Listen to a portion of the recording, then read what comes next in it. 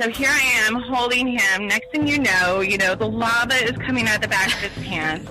I'm in the fish house. Eric's drilling holes like halfway across the lake. And what do?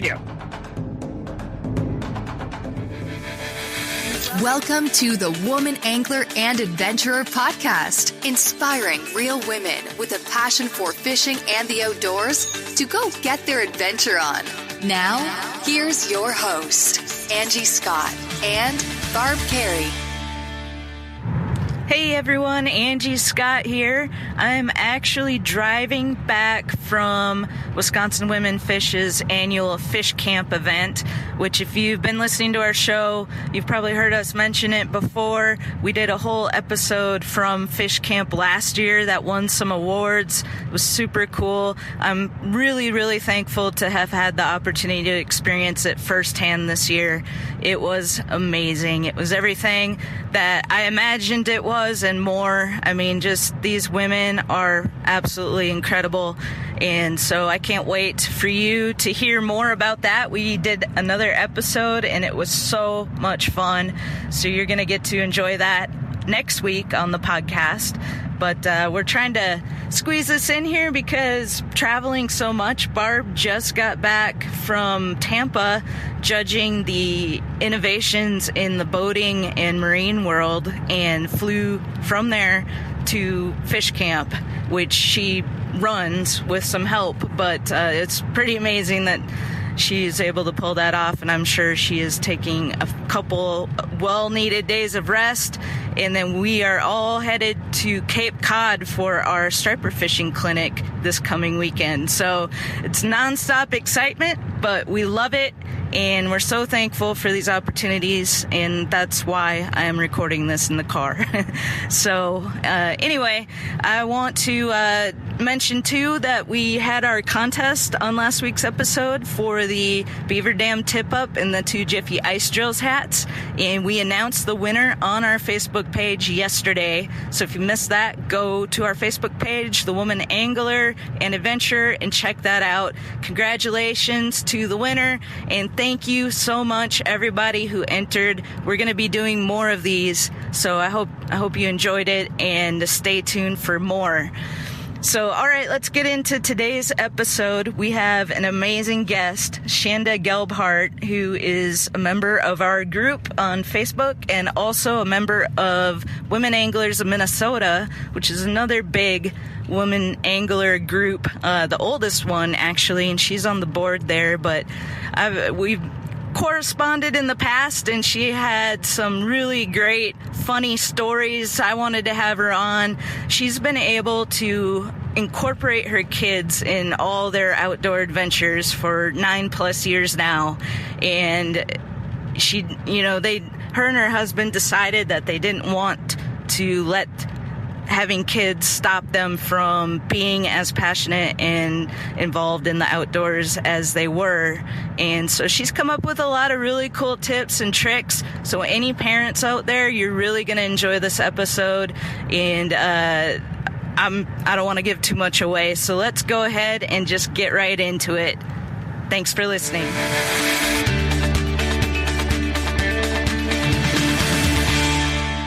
Shanda, welcome to the Woman Angler and Adventurer podcast. We've been talking about having this conversation for a while, and I'm super stoked that it's finally happening. Yeah, absolutely, Angie. This is just, I love following what you guys got going on, and I think, a mom's perspective sometimes is always kind of a interesting one, especially as we are, trying to figure out how to still get out and get it done and get in the boat or get out hunting and balance kind of kids and the mom life. Yeah, and I know we have a lot of moms that listen to this show, so I think they're going to really enjoy some of your stories and what you have to say in your experience, and hopefully be inspired by what you've been able to do over the years. So before we jump into that, would you mind just kind of telling the listeners, introducing yourself and letting them know, like, kind of your background? Absolutely. I am a mom and a businesswoman, and I've owned a garden center and nursery for the last 19 years. I've been an avid outdoors woman. I always say I'm kind of an entrepreneur, an idea seeker. I love to cook. I'm a teacher. I'm a plant nut. I love to cook and I love to forage. I love to mentor other people, if it's in the outdoors or any other way. A lot of times that sometimes goes into cooking because that's a huge part of my life and what I do and kind of the next chapter of what I'm going to be doing. And, on certain days, I'm the head dishwasher and chief toilet scrubber. So, not always the most glorifying job, but I worked and started my business 19 years ago. And my husband and I, when we first met, he kind of hopped on board with me. And so we did that business for a long time. And after I had kids, going on 9 years ago, which I can't believe, it goes so fast. But, 9 years ago, I had my son in daycare and I was working full time. And I've just kind of had other aspirations of different things to do. And I just decided to kind of take a break from the working world and stay home and be a mom for my kids. And so it's funny how I think in so many directions or different directions we can come, that it kind of comes down to, well, I should maybe start over and be, Eric and I had 10 years of going out and hunting and fishing and working our job all the time. And, once the kids came into play, we kind of just decided, we didn't really want to stop living that lifestyle. Mm-hmm. But between work and everything else, and again, I was really, gifted to be able to have started my business and be able to have my husband kind of take over my position so that I could come home and enjoy raising my kids. And I now homeschool with them. And so it's just been it's always an interesting ride. You never know where your next direction is going to go. But things have evolved, and I've always helped with volunteerism and fundraising within my community. And I found WAM, Women Anglers of Minnesota, and I know that you and Barb know, the women fish, and I've kind of just followed that along and been real inspired by all the ladies and who can get out and everybody's style of fishing, and just a great group of people to kind of have looked up to see, that we can all still get out and enjoy the outdoors, especially after, kind of taking that turn and becoming that mom. Mm-hmm. You've been involved in WAM for how long? I've been involved with WAM for the last 4 years, and I took a secretary's position last year and hope to stay on the board. And it's a great organization just for inspiration, I think, and watching everybody else, be able to pull off doing the outdoor thing while balancing jobs and balancing families. And I think it's just it's a great resource for all of us. Oh, yeah, for sure. You kind of mentioned you chose not to let having kids kind of veer you off the path of being involved in the outdoors and fishing and all of that. And it seems to be, unfortunately, kind of a common story you hear about women and even men sometimes that are very involved in hunting and fishing and have kids and get sidetracked and kind of put that to the wayside and then maybe get back involved later on. But you kind of show that doesn't have to be that way. No, absolutely. I think the biggest thing with being a mom of the outdoors type thing is to really not allow yourself to feel bad, even to sit back and be the one to hang back. My husband and I have always, we go regardless. The kids are with, but when we had the babies, it was a big adjustment. And we were talking last night a little bit, and I always reference back to our first fish house and really how that was kind of a turning point in our family. Eric and I were kind of the couple that, we were runners and gunners. I mean, we would hit 11 lakes in 10 days, fill out on our crappies, go walleye fishing. And, I got pregnant and we just kind of kept going and got involved with some people. And I remember one morning even going down the road and we were meeting a good friend of ours up in northern Minnesota, and we'd wanted to fish with him for a while. He was kind of a popular guy. You knew you were going to get on him, right? Mm-hmm. And we get in the truck that morning. It's like 5 o'clock in the morning. We have an hour and a half drive to get up there, and we're packing. And I'm over there, and all of a sudden I can smell the diesel from the truck. We get down the road. Next thing you know, I'm puking onto the side of the truck, and I look at Eric, and he's like, "Are you okay?" And I'm like, "Absolutely. You know where he's going to take us today?" And so, yeah, we're going. So 2 more pukes down the road. I was maybe like 12 weeks pregnant, right at the end. We pull into the gas station.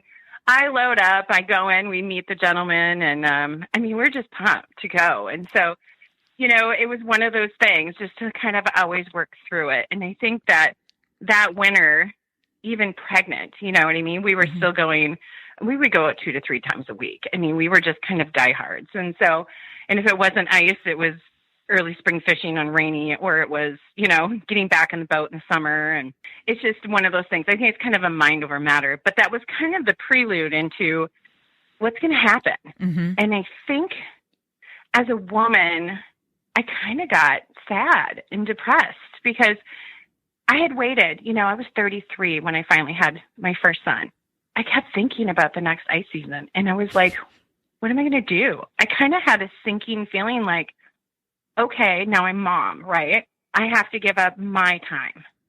And my husband and I are extremely competitive, especially with each other. So if I don't go hunting with him, or he's my fishing partner, it's one of those things like I was really having to deal with, how are we going to make this happen? Because I don't want to have resentment, right? Towards him, because I still want him to go out and go.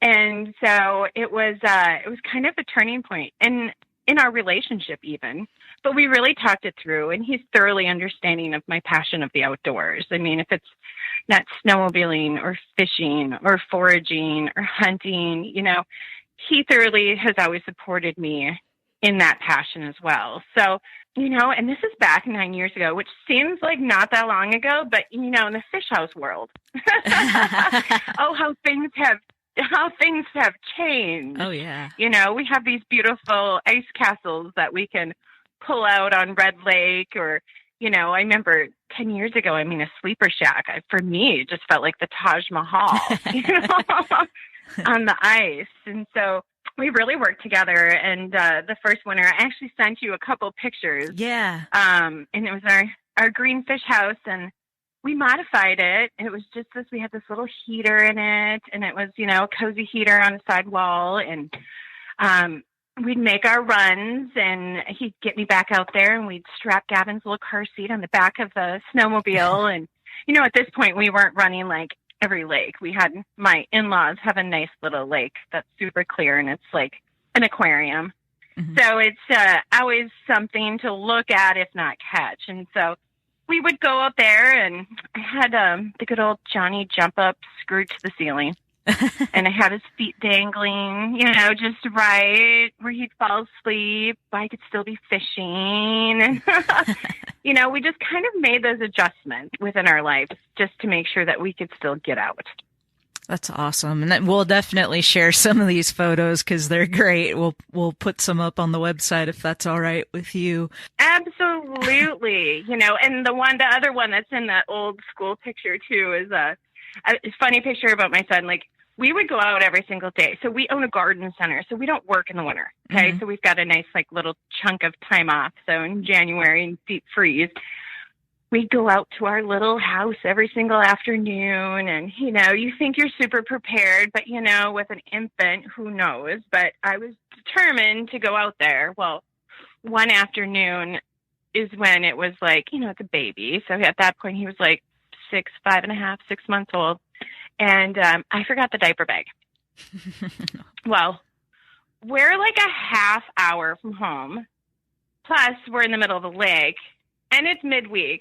So there is nobody around whatsoever. So it was always interesting to see what I could come up with. But I love the photo, and it's one of those things that I always try to tell all new moms. You know what I mean? I think all moms, I think there's a pressure to always be perfect, right? Mm-hmm.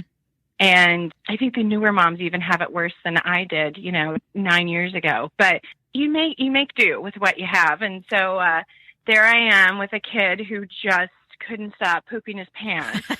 And, it was just one of those things. And so here I am holding him. Next thing you know, the lava is coming out the back of his pants. I'm in the fish house. Eric's drilling holes like halfway across the lake. And what do? I don't have an extra hand. Next thing you know. So literally what I do is I set him down.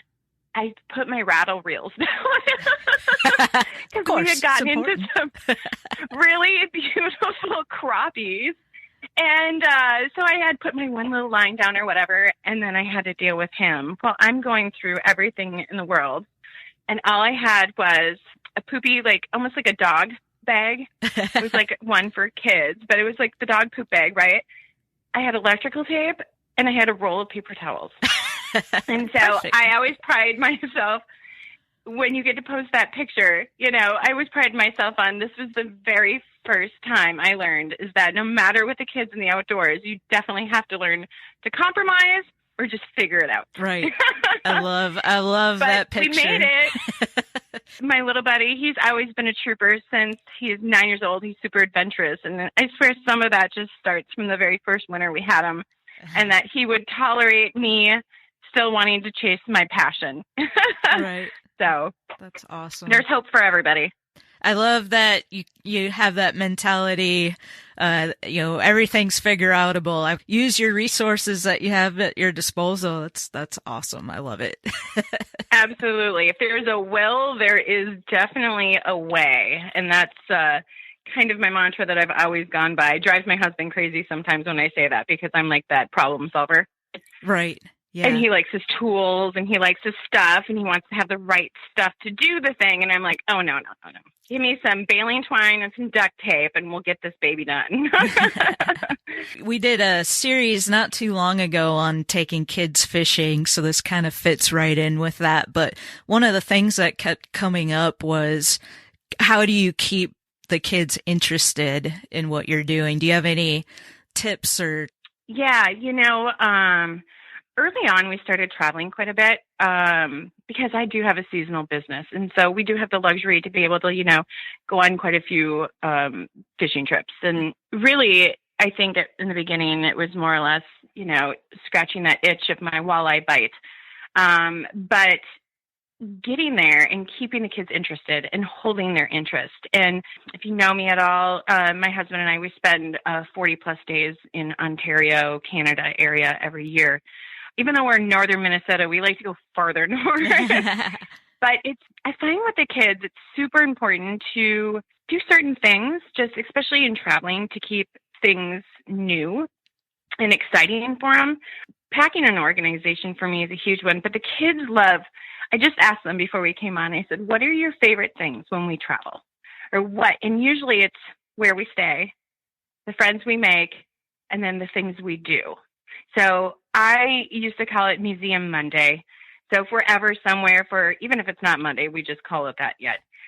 Wherever we are geographically, we always try to incorporate museums and make it something else besides fishing. I think that keeps their anticipation of where we are and that we're always learning and that there's always a history behind the water that we're on. That always keeps them fascinated. We've been spending a lot of time up the Lake of the Woods. We couldn't be on a more historical piece of water with between the Indians and logging and the fishing and, just everything up there, all the amazing history and knowledge. And that really helps a lot. But, when we travel with the kids, I always make sure that, we have these little bunks. And I always make sure that they have their things and, their little precious treasures that they like to travel with.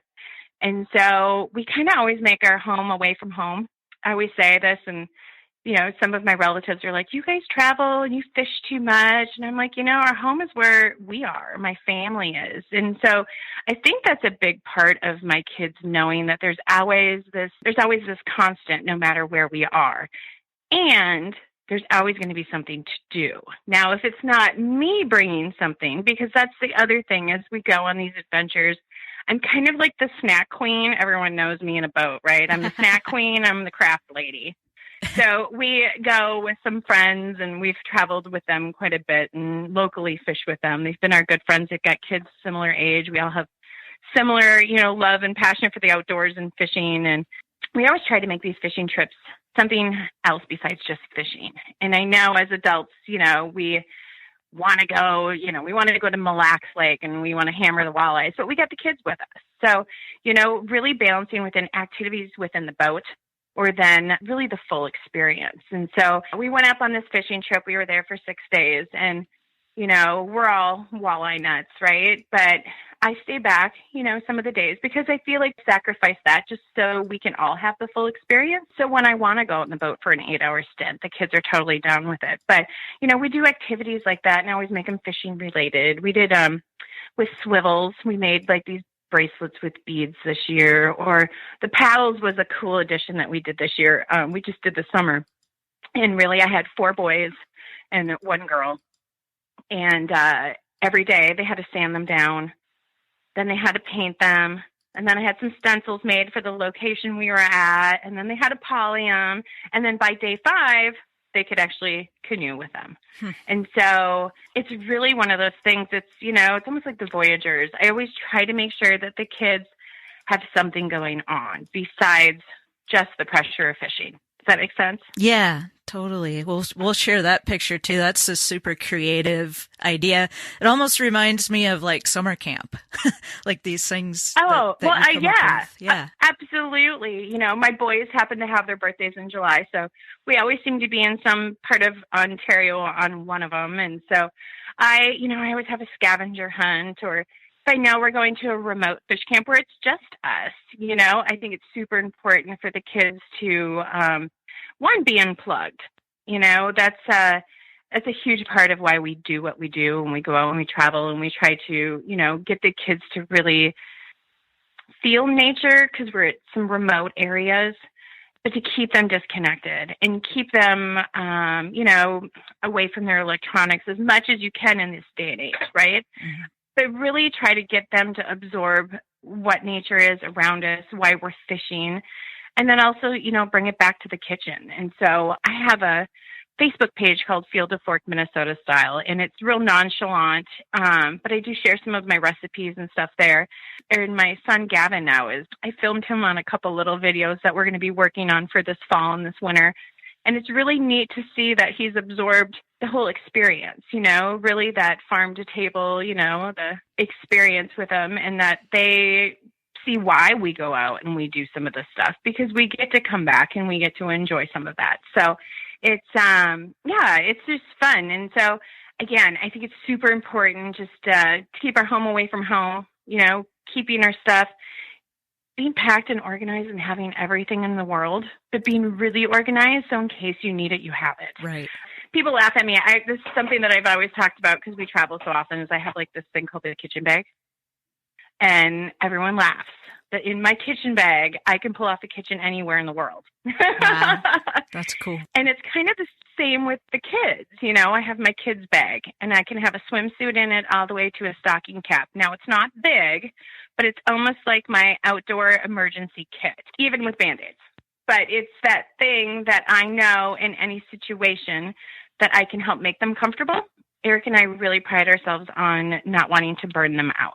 And I think that sometimes when you have a strong passion like both of us do, within fishing, you got to be real careful of, because inclement weather comes up, travel, there's travel stressful for people. It's stressful for families. I always say sometimes my husband and I's worst spots are, the times we argue the most is in transition, right? To and from. And you have to really learn to sit back and enjoy the journey from the beginning to the end. Because if there's tension within us, then there's tension within the kids. And so we really make sure that we all just are a part of the journey. My son, Jace, he's our adventurer. He's not our fisher person. My son, Gavin, he can sit under the end of the dock for 6 hours. So the other thing with him is how do we incorporate him and make sure that he is feeling fulfilled as well. Mm-hmm. And so that's where the Museum Monday kind of came in, because he's our little knowledge guy. He likes to know why something is one way or another. He's the guy who wants to go on the hikes. He's the guy who wants to pick up every stick. He wants to know what every leaf is. And he is a rock star. He'll sit in the boat with a little pile of Legos and the kid will pull an 8-hour shift. No problem. I mean, it's just really amazing. I think training them almost since they've been little, right, you know, to really, you know, enjoy the lifestyle. And if we're not fishing, we're hunting, and we're hunting for something. And that doesn't always have to be animals, right? We're foraging. The boys we're very lucky. My dad had a piece of property down the road from where we live now. And it's quite a bit of acreage. And so we get to go out and just live off the land all the time and learn different things and kind of keep that spark, you know, ignited all the time. And I just, you know, I love it. And I love that my boys are embracing it. But again, it's like you can't mold really what they're going to like. And so it's really learning about adapting, you know, our passion a little bit. So everybody's real comfortable. Yeah. That's awesome. I love the educational part of it. I think that's so important. You know, like you said, teaching them about the history of the water. Just to me, that makes so much sense that, you know, while you're out there fishing, they understand the body of water they're on and the history behind it. And seems like a no-brainer that would just make it so much more interesting because now you kind of have a connection to it. Absolutely. And wherever you go as a family unit, and most people, I mean, even in Canada or the United States, we have so many parks and so many history museums. And really we try to hit that, you know, because even for us as adults, it's amazing how much we forget. Or like you've heard it, but you don't really reabsorb it. And I think that's the part about I homeschool my children. And that's one reason we can be kind of coming and going all the time. It's amazing how much you re-educate yourself. But for anyone in question, I think it's just super important to, when you plan out those vacations, there's just so many free resources, especially that you can tap into. And, you know, I use Lake of the Woods as an example because in Sioux Narrows, Ontario, they have the Northwestern Ontario Fishing Museum. And it's this beautiful museum that they have there, but they have this video. And there's a gentleman, and I can't think of his name right offhand. But we sat down and we watched it. It's a whole movie. And the guy takes a boat all the way through Lake of the Woods. Well, we're on the northeastern part of Lake of the Woods. But this video, we sat down and watched it, and we were all enthralled. Well, here he was taking the video, was explaining the history of the lake, and it's exactly where we run to go to our walleye spot. Oh, cool. Awesome. And so the next day, my kids are like, there's the smiley face. Oh, there's that. There's the portage. Like, it was so neat to see this spark.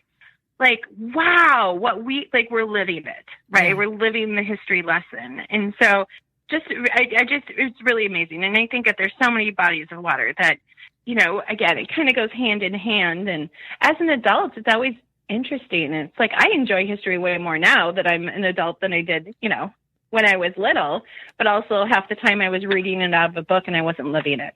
Right. Yeah. Yeah. It's so cool to have that hands-on connection with history and what you're learning about it. I do charters out here on Percy Priest Lake.